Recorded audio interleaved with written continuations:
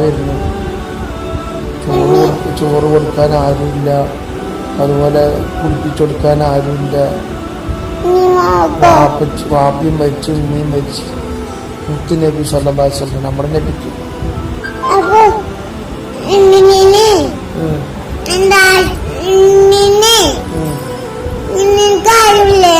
ആരുണ്ടായിട്ടില്ല.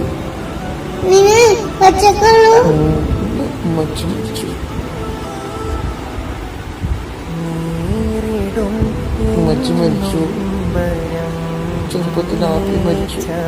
മുത്ത് നബി കരയാൻ